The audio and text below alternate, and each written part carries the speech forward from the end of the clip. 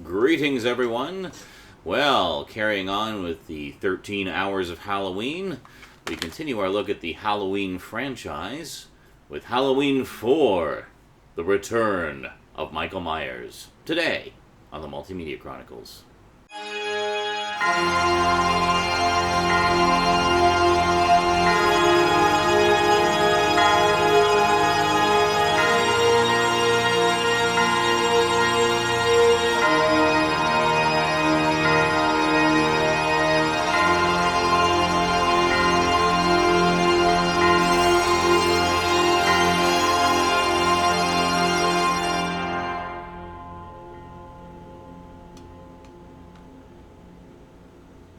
Now playing.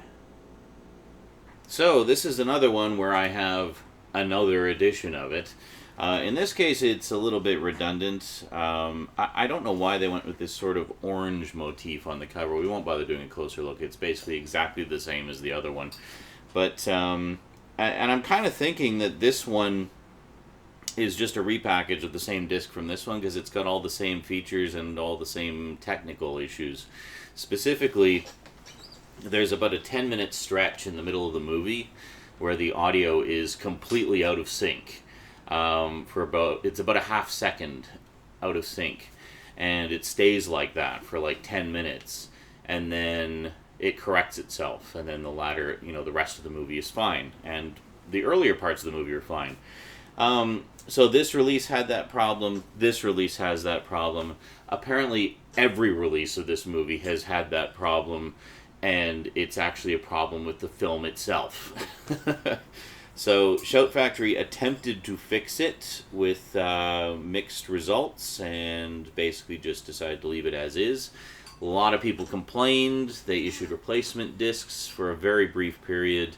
I missed out on that opportunity.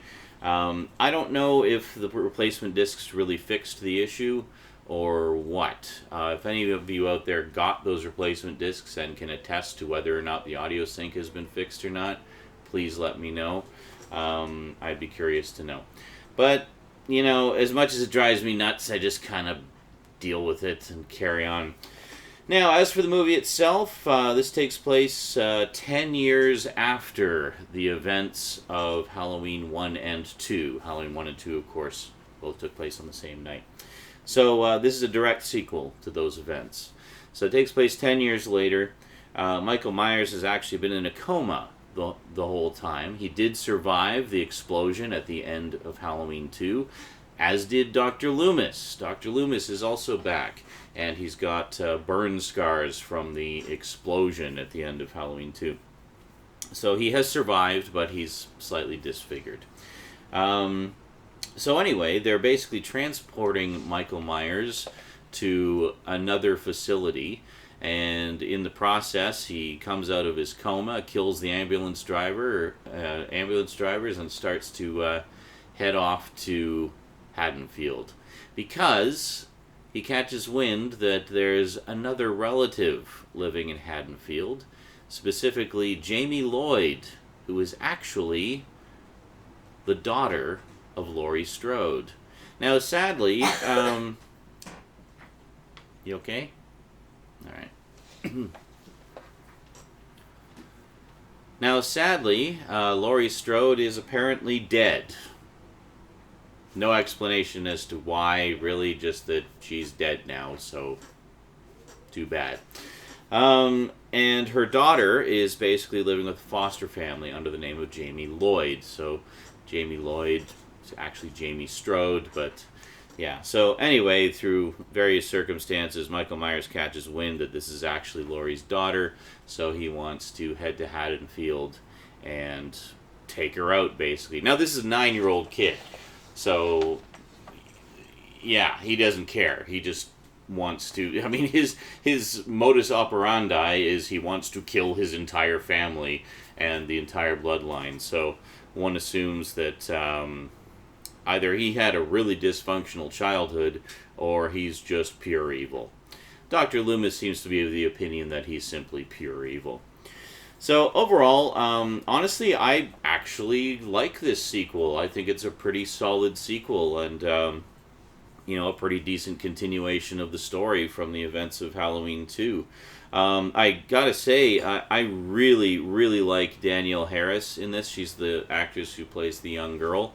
What an amazing child actress. I mean, she just had such incredible range and just really owned that character. I mean, she could do it all, man. I mean, she could cry, she could scream, she could be scared, she could be resourceful. I mean, everything. This was not your typical little kid. This is not your typical. I don't know many child actors who could pull off that caliber of performance in a horror movie like this, as the essentially as the primary protagonist. And yeah, just an amazing job. I talked about Danielle Harris briefly during my Erie, Indiana reviews, the last part of which is coming, by the way. I know I kind of missed it on Saturday, but that will be coming very shortly, I assure you, probably a little after Halloween. But because she was in an episode of Erie, Indiana, which was quite an emotional, powerful performance for her character in that. And and she's still acting to this day. She's grown up into quite a lovely woman, and has done quite a lot. If you look at her IMDb page, it's quite full of all kinds of stuff. So this is some of her earlier work, and she just fell in love with the horror genre at the time. She said that when she was making this, the actor playing Michael Myers made a point of taking his mask off and interacting with her a lot, just to let her know, like, hey, I'm your friend, and when I'm doing the scenes, it's just acting. I'm not actually going to hurt you or anything like that. And they really went out of their way to make her feel comfortable on the set and everything, and I think it was great. It sounds like it was a very happy set, to be honest, and that everybody involved had a really good time making the movie, which is great, because I mean, you always hear these stories of this movie or that movie having a troubled set and all kinds of problems behind the scene. This is not one of them. This one really does not seem to have had any issues at all, and other than that, there was one minor thing where there was actually another actor who played Michael Myers in a few scenes, but they just felt he wasn't quite what they were looking for, so they replaced him with George Wilbur, who played Michael in most of the scenes. You can kind of tell the difference too, because George Wilbur is a really big guy, and really built compared to the other guy, who was also quite large, like very tall. They were both about 6'2", and but the other guy was a little more not quite as built like a brick shithouse as George Wilbur was. And in the behind the scenes stuff, which is actually on the bonus disc in this set, it's not on this set. They interview both of them, and they point out which scenes are which that they're in. Oh, excuse me. Long night and a long way to go yet. We're not even halfway. So there's some great moments in this. Michael Myers, this is definitely the force of nature, Michael Myers. I mean, he is just pure evil incarnate. He is on a mission, and he's not going to let anything stand in his way. So, I mean, basically his mission, as always, is to kill off any family members that he can find and kill anybody who gets in his way, essentially. Kind of like Pumpkinhead, he's on his mission of vengeance, and if you get in his way, he will make a target of you as well. So, in this case, he's very thorough in making sure that nothing will deter him. So, rather than just going straight for the target, he's very methodical about it. He goes to the police station and kills all the cops at the police station. He goes to the power station and basically knocks out the power for all of Haddonfield by throwing a guy into one of the transformers face first, and just blows out the whole power grid. And and then it culminates in we have they're basically in the house. I guess it's the not the Strode house, but it's the house of the Foster family. And they're staying there, and they got some deputies there, and whatnot, and it's Jamie and her stepsister Rachel, and the actress who played Rachel as well was also wonderful, really very likable, character, and I really liked how they showed the relationship between Rachel and Jamie. How Rachel, Jamie's feeling kind of like the fifth wheel, like she's the foster kid and nobody really loves her and stuff like that. So there's all that angle of it. And then Rachel, her stepsister, is just so nice to her and really goes out of her way to make her feel loved and welcome and everything. And she's also, I should mention also, Jamie's being plagued by nightmares of Michael Myers and so forth, and just various horrific things plaguing her dreams. And it is revealed to her that she's actually his niece. And she realizes that's where it came from, and why whenever it's around Halloween she gets very agitated and everything, because that's the day that things always happen with Michael Myers. So she basically gets a clown costume, nice little callback to the first one there, and decides to go trick-or-treating. So she's going trick-or-treating and everything's, fine. But then, at one point, there's a scary point where she's out trick-or-treating, actually, and her stepsister takes her out. Her stepsister's having some problems with her douchey boyfriend, sleeping with her best friend, or not her best friend, but just some other girl she knows from school. And so they get into a bit of a tiff, and in the process, she loses sight of Jamie, and Jamie just kind of is looking for Rachel. Rachel's looking for Jamie, and then in the meantime, Michael Myers is in the neighborhood, and he's looking for Jamie, and he's stalking her, he's tracking her, he's hunting her down, and it's very tense and very scary. And that's one of the things I really liked about this sequel, actually, was to me it got back to the kind of tension and suspense and scariness that we saw in the first one, where it's not so over the top as it was in the second one. And the general thinking seems to be that people didn't care for the second one as much because the death scenes and whatnot were much more brutal than the first. It was quite a contrast. I enjoy the second one just as, a straight up slasher film, and I think it's got some great suspense in it and everything. But this one, the tone of this one is much closer to the first, I think. Like the kills aren't as graphic or brutal as they were in the second one. And the phone is ringing at 7 in the morning. What the hell? Sorry, the phone ringing completely derailed my train of thought. What was I talking about? Yeah, just the general tone of this one I really liked, because it is very reminiscent of the first one. And there's some great set pieces of just suspense and Michael stalking them and so forth.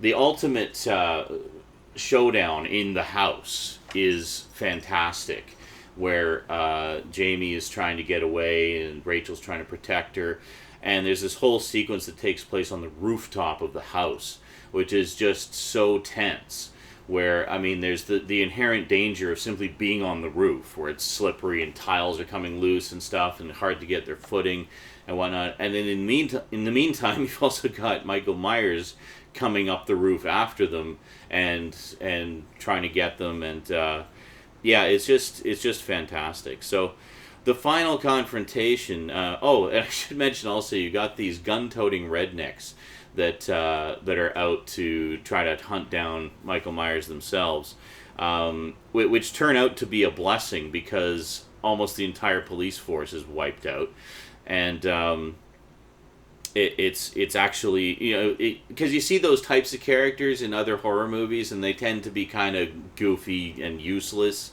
just kind of there to be the typical gun-toting country bumpkin characters.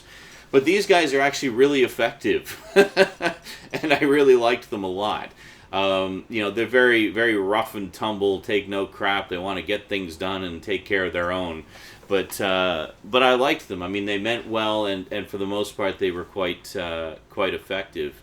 So there's the very tense sequence on the house, and then there's they're trying to get away from town, and Michael has basically stowed away on the truck that they're driving away on, and climbs over the back. I guess he's hanging on the bottom or something, and he climbs over the back, kills all the guys in the back, and then starts trying to get everybody in the cab of the truck. And yeah, it's pretty tense. So it finally culminates in this I guess cemetery near an old mine shaft, and you know, the remaining rednecks and the cops just lay into Michael Myers. Like, just they said that they really wanted this to be the ultimate take him down to the point where there's no way he could possibly get up again. So if they ended it here, it would have been a perfectly satisfying end. It's like, yeah, they finished him off good. The end. Of course, we know better because there's 4 more movies in this cycle. But kinda. Well, we'll get to that when we get to that. But technically there's 2 more in this cycle, and then it kind of goes off in another direction. But we'll get to that when we get to that. So I mean, it's the rednecks and the cops and Loomis and everybody just opening up, like just laying waste to Michael with just a barrage of gunfire until finally he drops, and Jamie goes over to him and goes to touch him, like to touch his hand. And she touches his hand, and you know, they're like, get away from him. So she touches his hand just briefly, and then she backs away. But then he gets up again, and then they again just volley into him, and then he stumbles backwards and falls into a mine shaft, and then supposedly he's done. Now, big spoiler. As if there haven't been tons of spoilers already. You know, these reviews are always full of spoilers, but big spoiler, the very end of the movie, where we see a very familiar moment. And again, this is why I feel it would have been great if the series had just ended here, because in a way it brings it full circle, is you see a small hand pick up a mask and put it on and walk into another room. Very familiar, and in this case, it's Jamie's stepmother, and you see the knife stabbing the stepmother, and then the camera switches over to Loomis running up the stairs, and then he sees who it is. It's Jamie, wearing the clown costume, holding the bloody knife, and looking just out of it, much like Michael did back when he killed his sister. And Loomis just loses it. I mean, he actually starts crying and just screaming, "No, no," like it's beginning again with a new generation, and the evil has been passed on to Jamie. And I thought it was just a fantastic twist ending. Very dark, very, you know, evil, but just a wonderful, wonderful way to end it. Now, one issue I had with this particular one, like overall, I think it's a really solid sequel. Like I said, I love the tone of it. I love the Jamie character and how they developed her. It's great to see Donald Pleasance back as Loomis. I mean, he's always a joy to watch. The one thing I had with it was it kind of fell into the trap that a lot of horror movies fall into, that have the unstoppable killer, and that is that it seemed like Michael was kind of teleporting in certain scenes, or he would just kind of magically appear in a particular location. And that was my one big beef with it. It was just like, you didn't need to cheat like that, you know. I mean, because you look at the first two, there's no teleporting. It's all very logical. There is a path that he follows to get from point A to point B to track down his victims and stalk them.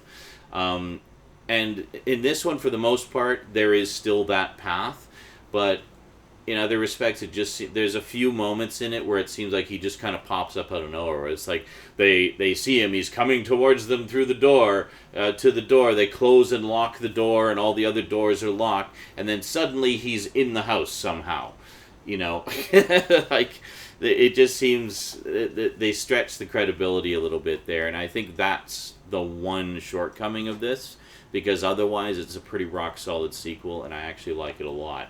So that one quibble aside, overall a pretty good sequel. Now, that leads us into numbers 5 and 6, which, well, we'll talk about those next time.